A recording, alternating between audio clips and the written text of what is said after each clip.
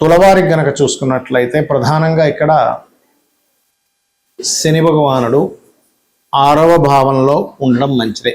అయితే ఇప్పుడు ఉత్తరాభాద్ర నక్షత్రం నుంచి రేవతి నక్షత్రంలోకి మారుతున్నాడు. మే 18వ తేదీ మారుతాడు. మే 18 నుంచి జూన్ 2వ తేదీ వరకు, అంటే దాదాపుగా సంవత్సరం చిల్లర పాటు మీకు రేవతి నక్షత్రంలో సంచారం జరుగుతుంది. మరి ఈ యొక్క గ్రహస్థితి మూలంగా మీకు కలిగే ఫలితాలు ఏమిటి, ఎటువంటి విషయాల్లో జాగ్రత్తగా ఉండాలి, ఏ దేవత ఆరాధన చేయాలి, దేశకాల పరిస్థితుల్లో కలిగేటువంటి మార్పులు ఏమిటి అనేటువంటి అంశాలు చెప్తుంది నేనైనప్పటికీ చెప్పేస్తుంది సాక్షాత్ లలిత అమ్మవారిగా భావిస్తూ ఆ లలితాంబిక అమ్మవారి యొక్క అనుగ్రహం మీకు పరిపూర్ణంగా కలగాలని మనస్ఫూర్తిగా కోరుకుంటూ, ఇక్కడ చూసుకున్నట్లయితే 6వ భావంలో క్రూర గ్రహాలైనటువంటి శని కానీ కుజుడు కానీ రవి కానీ ఉండడం మంచిదే. అది పోటీ పరీక్షల్లోని ఇటువంటి విషయాలకు అనుకూలిస్తుంది.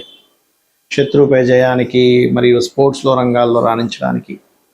అయితే ఇక్కడ 6వ స్థానంలో రేవతి నక్షత్రంలో ఉండేటువంటి శని భగవానుడు మాత్రం ప్రధానంగా ఉద్యోగం విషయంలో మార్పులను ఇస్తూ ఉంటాడు. ఉద్యోగంలో కాస్త ఎక్కువ శ్రమని, ఉద్యోగపరంగా మార్పుని ఖచ్చితంగా ఇస్తూ ఉంటాడు. కాబట్టి ఈ యొక్క విషయంలో కొద్దిగా జాగ్రత్తగా ఉండాలి. కాకపోతే తండ్రి గారి ఆస్తి సంబంధించినటువంటి విషయంలోని మీరు ఏదైనా గతంలో ఒక ఇన్సూరెన్స్ పాలసీ లాంటిది కట్టారు, దాని మూలంగా కలిగేటువంటి లాభాలు, ఏదైనా ఒక గృహం కానీ వాహనం కానీ తీసుకోవాలనుకుంటే దానికి సంబంధించిన లోన్స్ లభించడము, ఇటువంటివి చాలా చాలా అనుకూలమైనటువంటి పరిస్థితులు వెళ్తూ ఉంటాయి ఇవన్నీ కూడా. అయితే ఇక్కడ మీరు వివాహం చేసుకునే విషయం అనుకోండి, ఎవరికైనా ధనాన్ని అప్పు రూపంలో మీరు ఇవ్వడం లేదా అప్పు రూపంలో తీసుకోవడం, రుణ సంబంధించినటువంటి విషయాల్లో చాలా జాగ్రత్తగా ఉండాలి. ఎందుకంటే శని ఏ స్థానంలో అయితే నీచ పొందుతాడో ఆ యొక్క స్థానంలో బుధుడి యొక్క నక్షత్రం ఉంటూ అక్కడ శని ఉంటున్నాడు ఆ యొక్క నక్షత్రాల్లో. కాబట్టి ప్రధానంగా అప్పులు ఇవ్వడం, తీసుకోవడము, ఏదైనా ఒక ట్రీట్మెంట్ తీసుకుని లాంగ్ టర్మ్ డిజీజెస్ కొంతమంది ట్రీట్మెంట్స్ తీసుకుంటూ ఉంటారు, చికిత్సలు అవి తీసుకుంటూ, అటువంటి విషయాలలోని ఖచ్చితంగా జాగ్రత్త వహించాలి. అయితే మీరు ఓం సర్వవ్యాధి ప్రశమని సర్వమృత్యు నివారిణి అగ్రగణ్య చింత్య రూప కలికల్మశనాశిని నమః లేదా క్రీం అచ్యుత అనంత గోవింద అనేటువంటి నామాన్ని స్మరించవచ్చు ఎటువంటి అనారోగ్య సమస్యలు రాకుండా. మరియు మొదట్లో నేను చెప్పినట్టుగా ఉద్యోగ సంబంధించిన విషయంలోని ప్రమోషన్స్ మూలంగా కలిగేటువంటి కొన్ని మార్పులు అవి చూపిస్తున్నాయి. కాబట్టి ఓం మాణిక్య మకుటాకార జానుద్వయ విరాజితాయే నమః అనే మంత్రం చేయండి, అన్ని విధాలా మీకు బాగుంటుంది.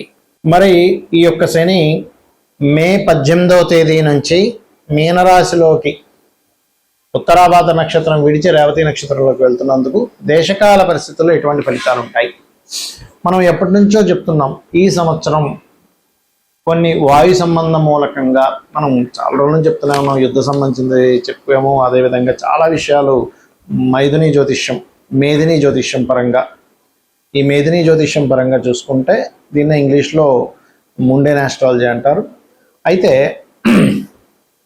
ఈ ఈ కాంబినేషన్ వల్ల కొన్ని దేశాలలో, మన ఇండియాకి అయితే అంత పెద్ద ఎఫెక్ట్ ఉండదు గుర్తుపెట్టుకుని, కొన్ని దేశాలలో ఈ విస్ఫోట సంబంధంగా మనం చూడండి, ఇవాళ రేపు యుద్ధం జరుగుతుంది కదా, ఈ యుద్ధాలలో కొన్ని యాటమ్ బాంబు అనుసంబంధించినవి కొన్ని డిస్టర్బ్ అవ్వడము, దాని ద్వారా ప్రకృతిలో గాలిలో వాయువులో కొన్ని మార్పులు రావడం. ఎందుకంటే ఇక్కడ మీరు కనుక గమనించినట్లయితే బుధుడి యొక్క నక్షత్రంలోకి శని సంబంధం కలుగుతుంది మీన రాశిలో, అది కూడా జలరాశుల్లో. కాబట్టి జలము వాయువు కలుషితం అనేటువంటి చూపిస్తుంది.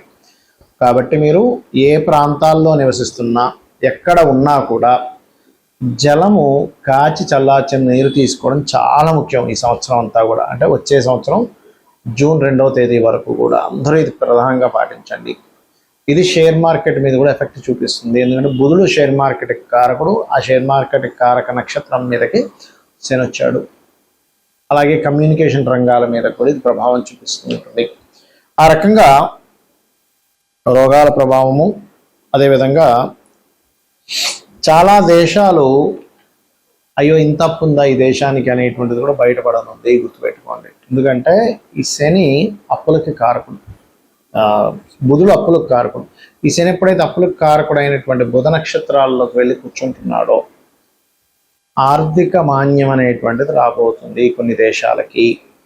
కాబట్టి ఏ దేశవాసులైనా కూడా ఈ యొక్క విషయంలో అంటే వాళ్ళ యొక్క ఫైనాన్షియల్ రిలేటెడ్ సంబంధించినటువంటి విషయంలో అనుకూలత ఉండాలి. కానీ ఈ యొక్క గ్రహస్థితి ఇండియాకి మాత్రం ధనపరంగా మంచి గ్రోత్ని ఇవ్వబోతుంది. ఇప్పుడు ఇన్ని రోజుల నుంచి చూడండి, మనం రూపీ వాల్యూ పడిపోతుంది అనుకుంటున్నాం కదా, ఇక్కడ నుంచి కొంత ముందుకు వెళ్ళేటువంటిది, అంటే కొంతవరకు దాని యొక్క ఇది కొంత ఆగడము, కొంత రైజ్ అవ్వడం కూడా జరుగుతుంది ఈ యొక్క బుధ నక్షత్రంలోకి శని యొక్క సంచారం మూలంగా, గుర్తుపెట్టుకోండి. అయితే మరి అందరూ కూడా ఏం చేయాలి? ఇప్పుడు కొంతమందికి జాతకం తెలుస్తుంది, కొంతమందికి తెలియదు, వాళ్ళ పర్సనల్ చార్ట్ తెలియదు, వాళ్ళది ఏ రాశి తెలియదు. ముఖ్యంగా ఎటువంటి నెగటివ్ ఎఫెక్ట్స్ కలగకుండా ఉండాలి అంటే మీరు చేయవలసినటువంటిది ప్రధానంగా శని బుధ గ్రహాల దగ్గర దీపారాధన చేయండి. గోవులకి గోంగూర బెల్లం లాంటివి తినిపించండి. అంటే మీ జాతకం, మీ నక్షత్రం ఏదైనా కానివ్వండి, మీ రాశి ఏదైనా కానివ్వండి, మీ లగ్నం ఏదైనా కానివ్వండి, ఇది ఎప్పుడైతే ఈ బుధ నక్షత్రాల్లో శని యొక్క సంచారం జరుగుతుందో ఇది గొప్ప ధనయోగాన్ని ఇస్తుంది, గుర్తుపెట్టుకోండి.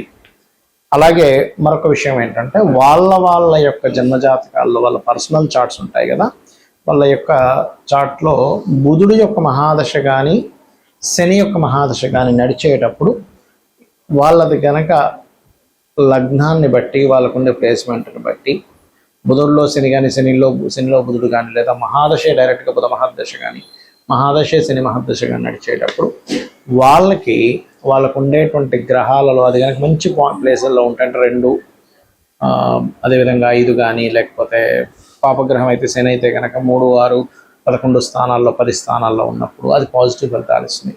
అలా కాకుండా కొద్దిగా ఇది చతుర్థ భావంలోనో లేకపోతే శుభగ్రహాలయ్యుండి పాపస్థానాలు అంటే బుధుడు కనుక పాపస్థానాల్లో ఉన్నట్లయితే గోచారంలో బుధరాశుల్లో శని యొక్క రాక జరుగుతుంది కాబట్టి అది కొంచెం హెల్త్ మీద ఎఫెక్ట్ ఇస్తుంది. కాబట్టి మీరు ఎవరికైనా ఈ యొక్క గ్రహ ప్రభావం వల్ల మీ జన్మజాతకంలో కూడా ఆరోగ్య సంబంధించినటువంటి విషయంలో ఇబ్బంది పడుతున్నట్లయితే ఒక చక్కటి మంత్రం ఉంటుంది, అది చేసుకోండి.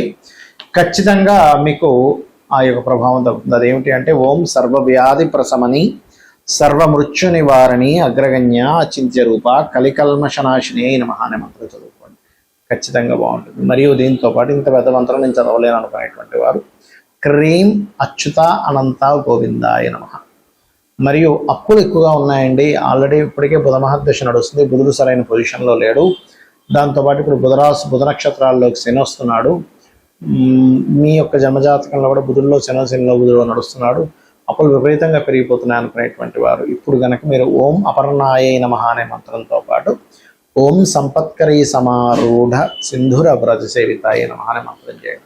లేదు మీకు చక్కగా ఇంట్లో హోమం చేసుకునేటువంటి ఏర్పాటు ఉంది అని అనుకోండి ఉదాహరణకి, అప్పుడు మీరు చేయవలసింది ఏంటి అంటే సింపుల్గా ఏం లేదు,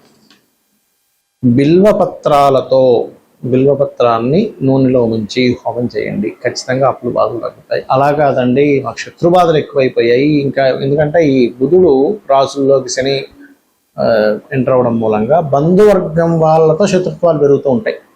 అంటే ఇప్పుడు దీనివల్ల ఏంటంటే మనకి రకరకాల దేశాలకి ఇది మిత్రదేశమే అని అనుకునేది శత్రుదేశంగా మారుతూ ఉంటుంది. ఇది ఏమిటంటే ఇది మిత్రుడు కదండి అంటే శత్రువు అయిపోతూ ఉంటాడు. అలాగే దేశాలకి మధ్యన ఉండేటువంటి మిత్రత్వాలు శత్రుత్వము, మనుషులకు ఉండేటువంటి బంధువర్గాల్లో కూడా తెలియని ఏమిటి ఇట్లా చేశాడు, ఇంత నష్టపరిచాడు నన్ను అనేటువంటిది వస్తుంది. అలాంటప్పుడు మీరు చేయవలసినటువంటిది ఏమిటి అంటే మిరియాలు నూనెలో వేసి ఆ మిరియాల నూనెతో కలిపిన హోమం కనుక చేసినట్లయితే మీకు మీరుగా చేసుకోవచ్చు, లేదా ఏదైనా పురోహితుని పెట్టుకుని కనుక చేసినట్లయితే శత్రు నాశనము, అది మీ అంతర్గతంగా ఉండేటువంటి రాగ ద్వేషాలతో నిండినటువంటి తత్వం మీలో ఉంటే అది పోతుంది. నిజంగానే మీకు కనుక ఎవరైనా శత్రువు మిమ్మల్ని ఇబ్బంది పెట్టాలనుకుంటే కూడా ఆ యొక్క దోషం కూడా పరిపూర్ణంగా పోతుంది. శ్రీమాత్రేయ నమః.